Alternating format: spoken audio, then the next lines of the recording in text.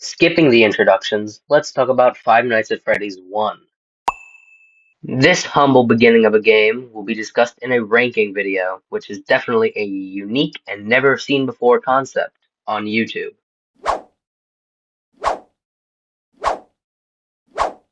Oh, um, well, I I bet they've never ranked characters before. Yeah, I got you there, didn't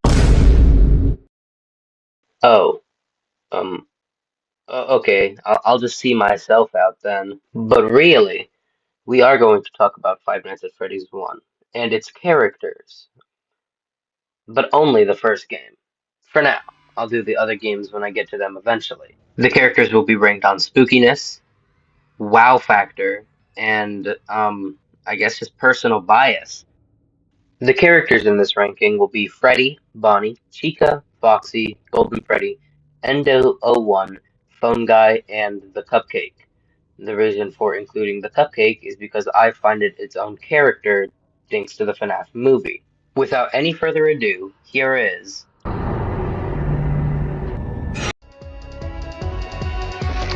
Hello, hello. I am most stylish animatronic in FNAF history. Wanna be friends? Endo01. Might basically fail at all three of the categories I'm ranking with. He's not scary in the first game because he doesn't do anything, and because he doesn't do anything, he's not cool in the first game, and because he's not cool, I don't think he's a cool animatronic for my personal bias. So, zeros all across the board. He's just a nothing Easter egg character that has nothing to do with the story or anything like that. So, yeah, I guess he deserves this last spot.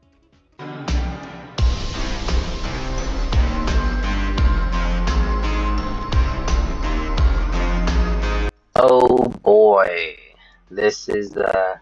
I know this is probably a controversial take, but I don't think Golden Freddy is scary. I don't find him scary, and I don't find him cool in the first game. You have to flip up your cameras and look at a poster, or do some other weird stuff in a custom menu or whatever to find him. So most people don't really see him while you're playing the game. And if it's not a guaranteed encounter, what's even the point of putting him in the game?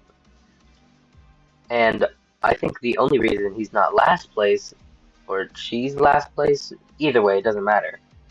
The only reason they're not last place is because of my personal bias factor. I think Golden Freddy's a interesting character personally, so it's higher than Endo01. Not by much though, so sorry, I think. Holy shit, it's Freddy Fazbear. FNAF. Oh boy, back-to-back bears.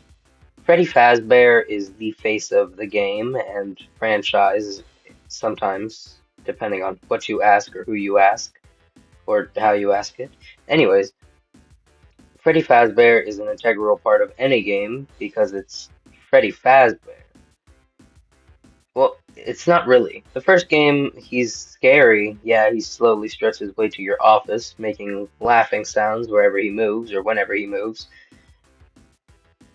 And every time you lose power, he'll appear at your door. But aside from that, he doesn't do anything. And he also doesn't do anything for the first two nights of the game. There is 5 nights of the first game, 6 or 7 if you count all the extra nights. And Freddy is only active on nights 3, 4, 5, 6, and 7. There's 2 nights where Freddy is just unaccounted for the entire time, unless you lose power, which is very hard to do on the first 2 nights. So he's scary, and I like him sometimes, but it's just the fact that he doesn't do much in the first game. It's what's messing Freddy up on this placement. If he were to move at night 1 and Bonnie and Chica were able to move on nights 2 and 3 respectively, then he would be higher. But since he isn't, he deserves number 6.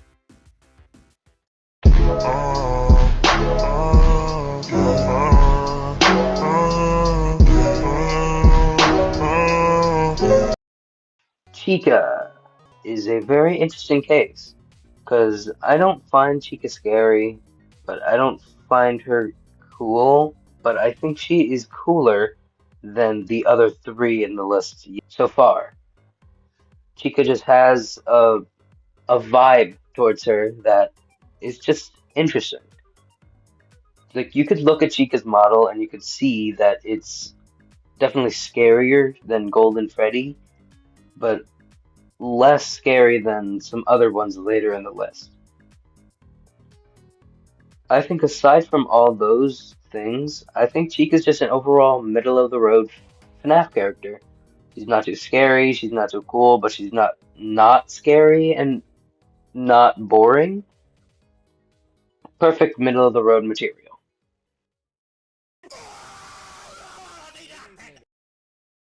Coming in at number 4 is the Cupcake, which, like I said at the beginning, should be an odd choice, but thanks to the FNAF movie, it's included.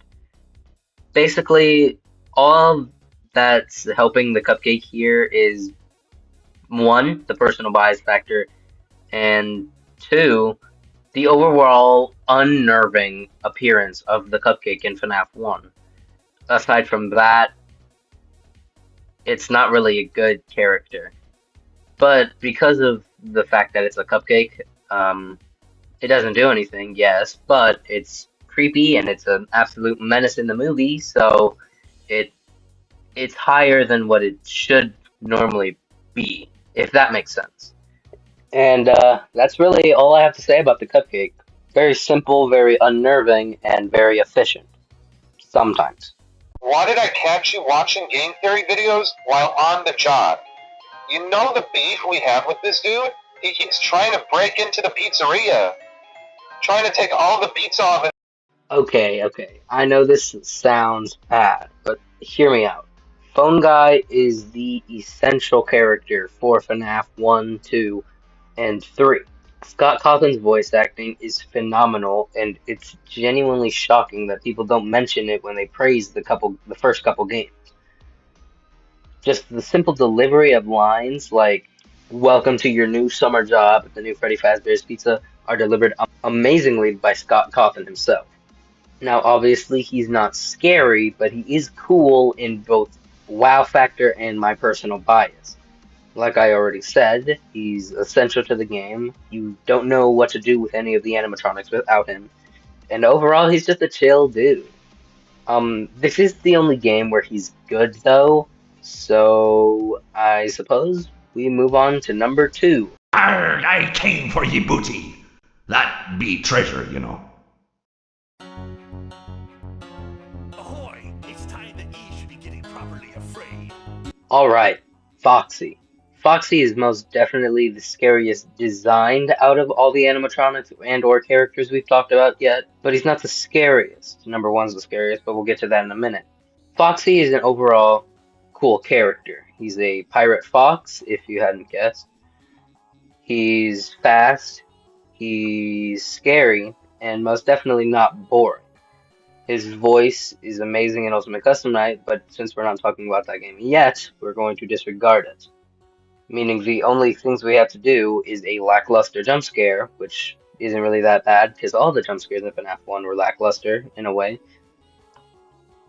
Anyways, Foxy is an overall cool character. He has a hook, an eye patch, and some shorts, I guess. Running down the hall in FNAF 1 is most definitely the scariest thing that could happen in FNAF 1.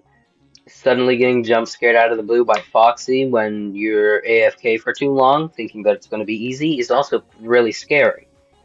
When it comes to actual wow factor, though, he doesn't lack as well. The only thing that brings him down from number 1 is my personal bias. I think Foxy is overrated in most appearances he is in. But that doesn't mean he's not a bad character. Some characters can be overrated, and still be good, and some people can be underrated and still good, and some people can be underrated and bad, and etc. etc. And Foxy would be the best character in Five Nights at Freddy's 1 if it weren't for one character.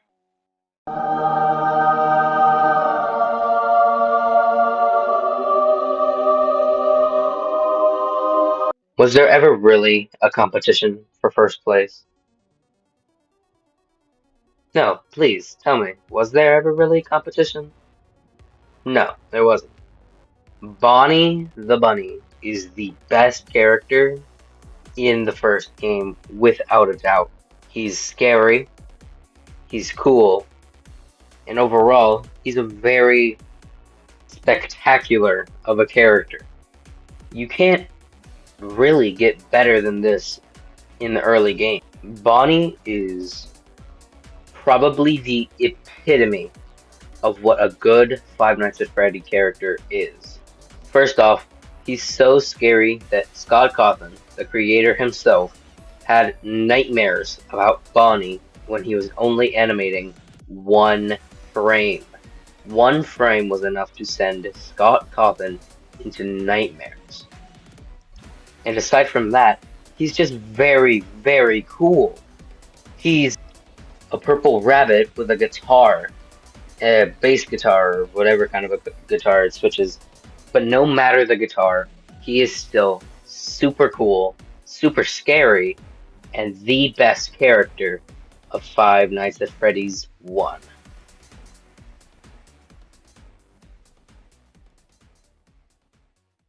Oh, yeah, also he's canonically God. That's also what puts him in number 1. He's canonically God. And that has been my Five Nights at Freddy's 1 character ranking. I hope you enjoyed, and Happy New Year.